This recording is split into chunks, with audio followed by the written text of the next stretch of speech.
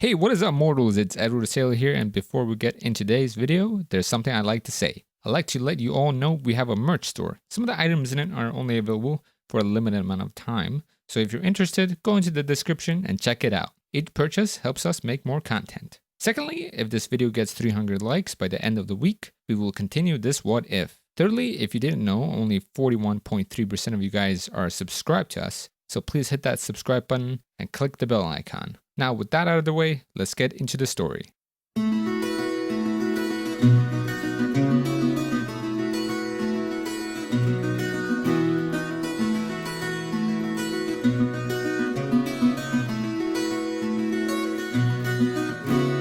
Where we last left off, the cavalry battle had just ended. With the next part of the sports festival, there's a few things we need to discuss first. Team Todoroki, now Team Yaoyorozu, wouldn't have Todoroki or Ida anymore, but would gain Asui instead, though that wouldn't be enough to get them a place in the tournament. Monoma's team would take their place. Just like in the normal show, the students would be given time to prepare and compete in other activities, but Izuku would spend this time to pull Toga aside to the students' entrance of the stadium. He would start questioning her on how much she heard of his conversation with Stain. Toga would start muttering every excuse under the sun, from saying she was just going to the toilet and just overheard it, to even trying to deny even knowing about it. But she would come clean after Izuku says Monoma told him she was basically stalking him ever since she heard the conversation in the hall. She started stalking Izuku after hearing that conversation with Stain, which she only heard the end of it, and then she would do a bit of research on Izuku, getting a yandere-like crush on him, especially learning about what he did in the USJ, and she had no clue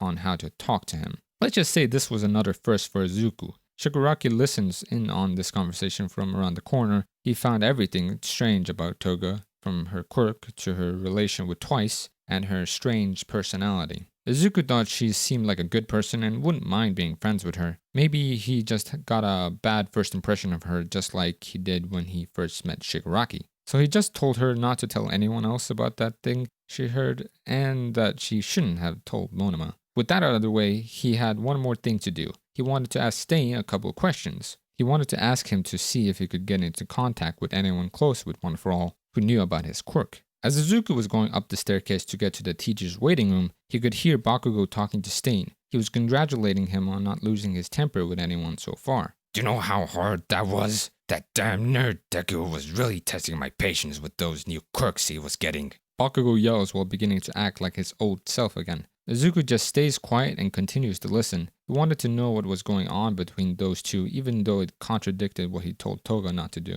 Stain went on to explain a plan he had for Bakugo. If he did good in the rest of the festival, he would allow him to intern at his agency with his old student. Then after that, he would fully commit to training Bakugo after school. Izuku thought it was strange that someone like Bakugo was training under Stain, but he suspected something like that was going on ever since his explosion quirk was acting strange. Izuku felt like he shouldn't listen anymore. He shouldn't have been listening in on them in the first place, so he starts to loudly go up the rest of the stairs, causing Bakugo to shuffle away. He gave Izuku a death glare as he walks past the top of the stairwell. After informing Stain about his quirks, he learns there's nothing he could do for him, and Stain has been trying to get into contact with the guy again, but he just couldn't. With Izuku walking away a bit defeated, Ojiro would run up to him and says he needed to talk to him. Moving to later on into the day, Izuku would be on his way out to the arena where he would be fighting a general department student, Hitoshi Shinso. He found a strange letter waiting for him near the entrance into the stadium. It only says "Good job" and is signed HS. Thinking the note wasn't for him, Izuku just leaves the note here. It was, and continues to make his way out for his fight. When he gets outside, he sees Overhaul just finished making an arena for them to fight, just like how Cementos does it in the normal anime. Shinso was at the other end of the arena, and he had a sly look on his face. Izuku could clearly tell he had a plan. As soon as the fight starts, Shinso starts berating Ojiro for giving away his place in the fighting tournament and brings up Shigaraki. That fool Shigaraki. You think someone like him can become a hero? He's afraid to even talk to another person. He struggled to even say hi to me when we were deciding teams for the cavalry battle. He's worthless. Not letting someone talk bad about his friends, Izuku starts to yell out, "Don't talk about either of them, that..." But before he could finish, he is stopped dead in his tracks by Shinso's quirk, brainwashing. Even though Ojiro had even pulled him aside to tell him about Shinso's brainwashing quirk, he couldn't resist from trying to defend his friends. Shinso begins rambling on about how Izuku and many others from Class 1A were the lucky ones. They were born with what were counted as heroic quirks, while he was just stuck with one that most people thought was villainous. While Shinso kept talking, Izuku tries to scream, but nothing comes out. He kept trying to force himself to move, but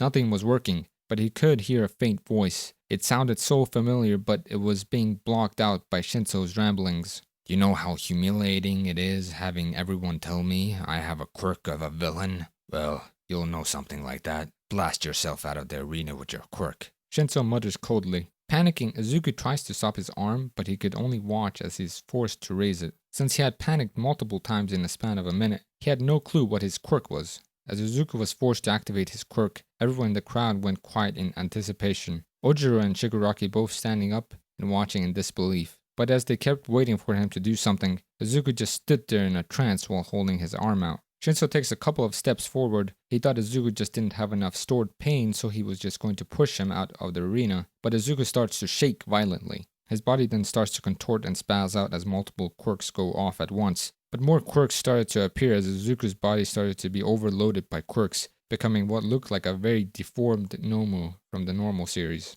Izuku begins to roar like a wild animal as his body was clouded in steam. As the steam subsides, Izuku appears to be back to normal and out of the brainwashing. His shirt was ripped and he was in excruciating pain. Izuku gave Shinso a scowl as he raised his hand as it began to inflate with stored pain. Shinso starts asking Izuku had he did that, but he said nothing back. He just put out his arm as it inflated even more. You're one of the lucky ones, Midoriya. With a quirk like that, how is someone like me ever supposed to become a hero? Shinso yells out. He was trying to get Izuku to talk again, but he just stayed quiet as he aimed his arm at Shinso. You're blessed to be born with multiple heroic quirks like that, while I'm stuck being called a villain. It continues, causing Izuku to tear up. He wanted to tell Shinso that he wasn't lucky. For most of his life, he's been bullied for being quirkless. He wasn't blessed with his overflow quirk from birth. He worked for it. But he knew if he talked, he'd risk getting brainwashed, or revealing more of one-for-all secrets. Izuku then fires out a massive blast of kinetic energy, sending Shinso out of bounds and into a wall behind,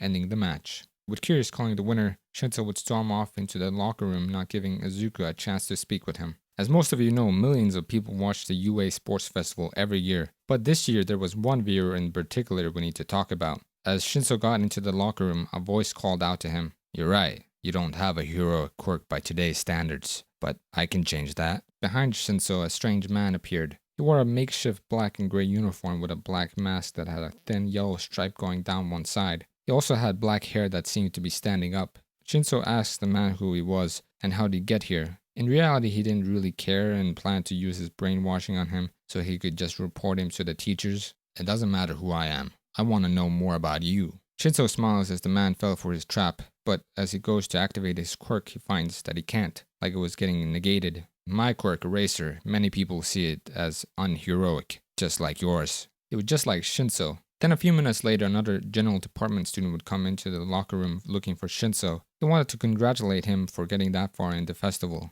But as he got into the locker room, it was completely empty. Back with the sports festival, the next match would be Shigaraki against Sero. The fight would start off very similar to when Todoroki fought Sero in the anime. Sero wrapping up Shigaraki and spinning him around the arena. Even though the tops of Shigaraki's arms were taped to his sides, it didn't stop him from getting to his forearms to the line of tape connecting him to Sero, decaying it before he got too close to Sero. Shigaraki then rushes Sero, dodging any more tape or decaying it. As he gets close to Sero, he turning kicks him in the head, sending him to the ground. Shigaraki then picks him up and throws him out of bounds, winning the match. With the match over and Sero being on the ground, Shigaraki holds out his hand to help Sero up. Handa Sero. Hey, I'm not going to die if I take your hand, right?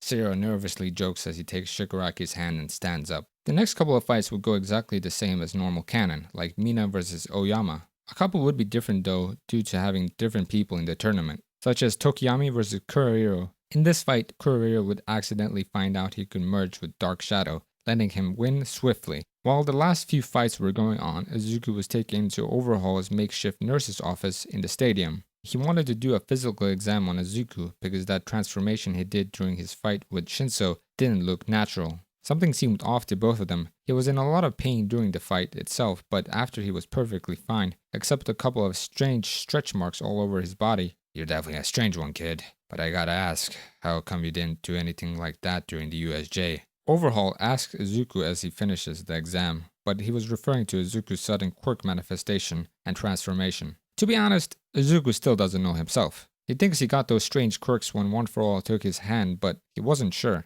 I don't know, Mr. Chizuki. They just started appearing a bit before the festival, Izuku answers. Overhaul went to say something else, but Izuku got distracted by a wall-mounted TV. It was showing the next fight in the sports festival, Bakugo versus Uraraka. Thank you all for watching the video to the end. Now there's a few more things that I'd like to go over before the video ends. Firstly, I'd like to let you all know that we have a merch store. Some of the items in it are only available for a limited amount of time, so if you're interested, go into the description and check it out. Each purchase helps us make more content. Secondly, I'd like to thank our $5 plus Patreon supporters for helping to fund these videos. Lastly, on behalf of We the Celestials, I'd like to thank the writer for this video, as well as the editor for this video. Their details will be in the description. If you're a voice actor, editor, or writer, or you're interested in becoming one of those, go into the Discord that is in the description of this video and hit up the head of one of those areas. We're always looking for members to join us. That's it from us for today's video, so thank you all for watching, and don't forget to hit that subscribe button if you're interested, and hit that like button if you liked the video. Until next time, peace out mortals, have an amazing day. Eyes in the sky, gazing far into the night. I raise my hand to the fire, but it's no use, 'cause you can't stop it from shining through.